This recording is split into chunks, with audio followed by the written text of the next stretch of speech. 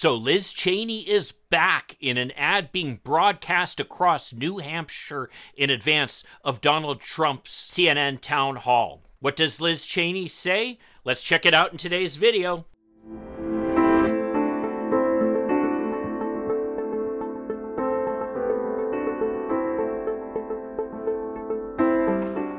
Hi, I'm Mike Reiner. I'm a lifelong Democratic activist who's concerned about the direction our country is taking. I'm also a lawyer and an academic, and I'm here to help you stand up to the BS of the MAGA crowd. So Liz Cheney will go down in history, in my opinion, as one of the heroes of this era. Let's make no mistake about it. Liz Cheney is a conservative. I mean, she's Dick Cheney's daughter, for God's sakes. Dick Cheney's the guy who took us to war in Iraq. Unapologetically, I might add, and who was the right-wing hatchet man in one Republican administration after another, and who was the head of oil drilling giant Halliburton. So why am I praising the Cheneys? You gotta give them credit. Liz stood up for what she believed to be right. Unlike just about everybody else in the Republican Party, she was willing to stand up and say what Donald Trump's saying about the election is a lie and it's hurting our country. And you got to give her credit for that. I mean, she basically paid the price, giving up her congressional seat as a result of this, being handily defeated for re-election by a right-wing MAGA Republican who refused to criticize Donald Trump. So I think it's worth taking a moment for us to recognize Cheney and her efforts here. So let's check out the video here. As our founding fathers recognized, democracy is fragile. The sacred obligation to defend this peaceful transfer of power has been honored by every American president, except one. On the morning of January 6th, President Donald Trump's intention was to remain president of the United States, despite the fact that he knew that he lost the election. His own campaign leadership, his White House staff, Justice Department officials repeatedly told President Trump that his claims of a stolen election were false. Despite this, President Trump convinced his supporters that fraud had stolen the election and to travel to Washington, D.C. for January 6th. He was aware that individuals in the crowd had weapons and directed them to march on the United States Capitol.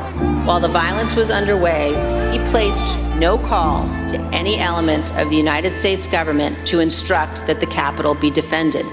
Millions of Americans put their trust in Donald Trump.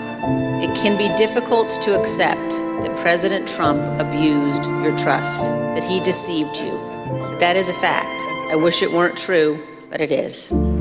Every American must consider this. Can a president who is willing to make the choices Donald Trump made during the violence of January 6th ever be trusted with any position of authority again?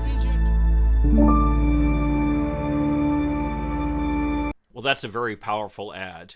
And I love the use of the videos from January 6th. Seeing them just shows what a bunch of BS the defenses are that claim, oh, this was just a bunch of tourists going through the Capitol. Or, oh, this was a peaceful protest. It was not. It was nothing like what Democrats engaged in, say, in Tennessee, in opposition to laws allowing the free access to guns, or people across the spectrum protesting the death of George Floyd. Those were peaceful protests, perhaps with an occasional problem here or there. What January 6th was, though, was a riot and a criminal invasion. And you got to give her credit for pointing that out. Will it make a difference? Unfortunately, probably not.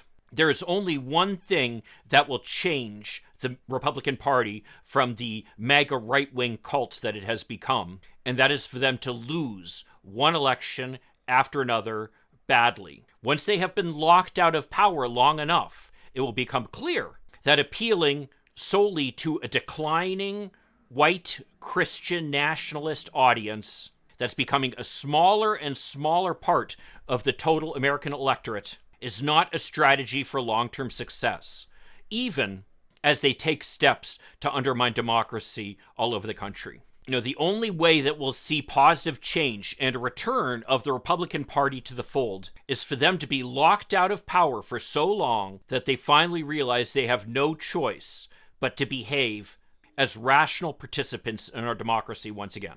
Well, if you want to see more of this shocking video behind the scenes of the January 6th riot, check out this video over here. I'll see you then.